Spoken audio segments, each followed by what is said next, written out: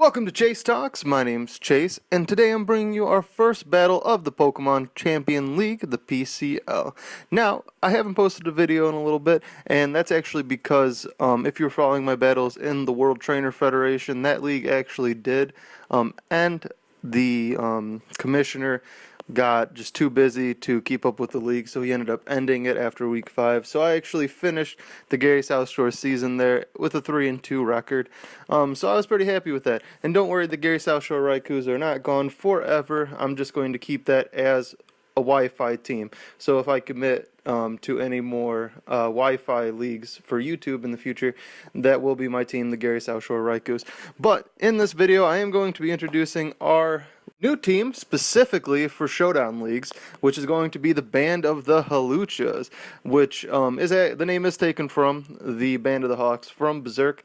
I recently watched all 3 acts of the movie on Netflix, and I haven't watched Berserk since I was a kid. I fell in love with it again, so I decided to name our Showdown League team after that.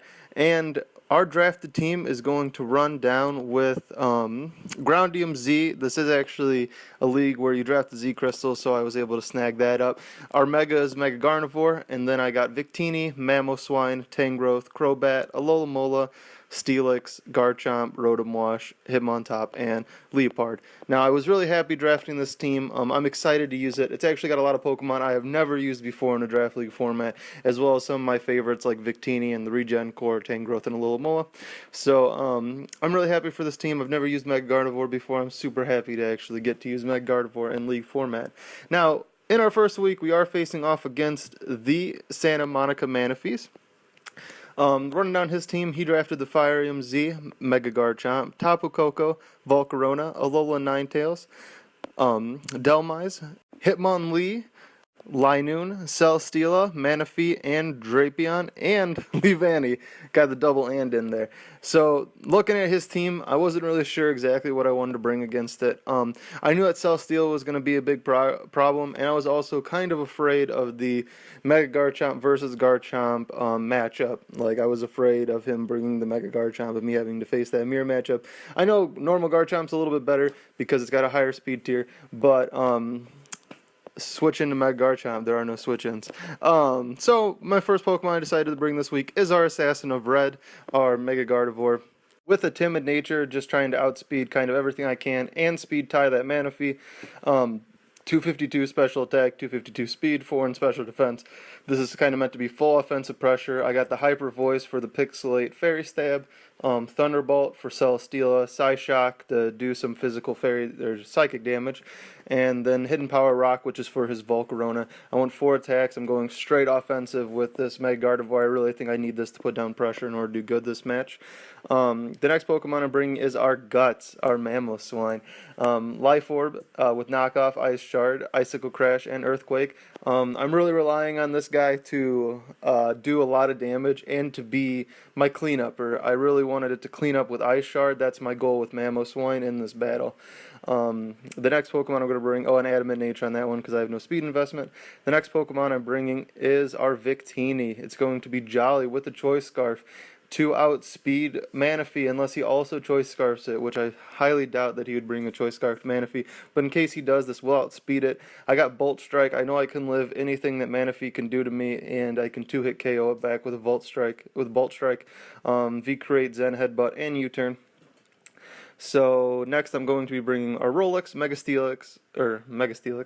Steelix, not Mega, with a Life Orb, Sheer Force, my second Life Orb user I'm bringing this week, but with the Sheer Force, and it's Ice Fang. It won't take damage when it uses the Life Orb in that case, but it will take the Life Orb damage with Earthquake and Heavy Slam.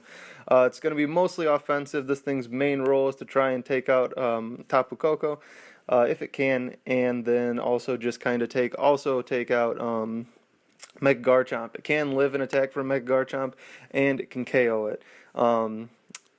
So that's going to be my big goal, is to try and do that. Stealth Rocks also, if I can get those on the field, the chip damage always helps. The next Pokemon I'm bringing is Nightwing, which is going to be a Choice Banded Crobat with an Infiltrator ability, so he can't set up a substitute on me. Brave Bird, Cross Poison, U-Turn, Defog. It's got max speed, so it speed ties with Tapu Koko. I thought about running it Scarf, so it outspeeds Tapu Koko, unless he would bring a Scarfed one. but even at when I'm scarfed, I don't OHKO it with cross poison. So even if I'm adamant, I still don't OHKO it with cross poison. So I didn't really see the point. So I just decided to run a banded. Brave Bird spam is always good. So that's going to be the goal this week with Crobat. And my last Pokemon I'm bringing is actually our Shakespeare. The second Fate Pokemon that we have on our roster this week. It's our Rotom Wash with leftovers, Levitate ability. It's Hidden Power Ice for his Mega Garchomp. Thunderbolt instead of Volt Switch. I almost put Volt Switch on it. I decided to run Thunderbolt instead. The main reason is for Celesteela. If it's a mixed defense Celesteela, Volt Switch will only do probably about like 30% to it, and then it would switch me out. I wanted to run Thunderbolt instead so I can 1v1 it. I know it gets Giga Drain, but I thought this was going to be one of my best options to kill it, besides Mega Gardevoir and Victini. So those are my three main checks to Celesteela this week. And then Hydro Pump, Will-O-Wisp. If I can get his Mega Garchomp with a Will-O-Wisp, that'd be awesome. If I can get any of his Pokemon with a Will-O-Wisp, that extra chip damage is going to do great. I am running a defensive wall this week, a little bit of special attack investment so I can do more damage to Celesteela in case he decides to do something crazy like Specs, Choice Scarf, anything like that. Just so I can kind of put in that damage I need. Alright, and so that's our team this week, and we're going to hop into the battle. So looking at the team we decided to bring, I decided to lead Crobat, and he does the worst case scenario. He leads Tapu Koko. I get out of there right away. I don't want to risk a speed tie, and he predicts my switch into my Rolex going for Grass Knot. Grass Knot was his safest ability, but then he mispredicts going for the Thunderbolt, and I take out his Tapu Koko with Earthquake, which is a great first two turns for me. He switches into his Bruce right here. I can't let him set up or anything on me, so I'm just going to let him KO. And he decides to go for a bulk up, so I end up getting a heavy slam on there. And if I was max attack instead of only 140 investment, I probably would have taken out his Bruce Lee right there. A high jump kick will knock me out as I switch into my Mamoswine. Go for Ice Shard. I calced it. Ice Shard did 30 damage, 30% at +2. So I knew I was going to be able to take that out, and he switches into a Celesteela. I'm just going to knock off to get rid of its leftovers. I'm assuming it's probably the bulky defensive set, and it sets a Leech Seed on me. Now, I'm not sure. I want to kind of scout out its set here, and I miss an Icicle Charge, which was terrible. Icicle Shard, which was terrible. He goes for Leech Seed again, probably predicting my switch. But I'm just going to stay in, go for Icicle Crash, and scout out its set. Mamoswine, since his Tapu Koko's gone, Mamoswine is not as big of a necessity. I didn't run Freeze Dry, as you guys saw in the team builder, anything like that for his Manaphys. So at this point, there's not a ton that it can do to me. So I see the Protect. I know the majority of its set. I can get a free switch into Victini here, and he predicts my switch in and grabs the Manaphys. So I'm just going to go for the Bolt Strike. Since I'm Scarfed, I know I can live one Scald. And he goes for the Tail Glow. So I am going to be able to pick up this kill right here. Going for another Bolt Strike, and boom, Victini picks up its first kill of the game. And I was feeling good there. He switches into his Volcarona. I can't let Volcarona set up on me. I'm just going to go for another Bolt Strike. And he sets up again in my face. I know I can live a Bug Buzz, so I'm going to go for another Bolt Strike, even though it outspeeds me. And boom! Victini's picking up its second kill of the game. Feeling really good at this point in the game. And now he switches in his Ninetales. Ninetales is probably going to knock me out here. I just click the Bolt Strike to see what happens. And he goes for a third setup in a row, getting a nasty plot up.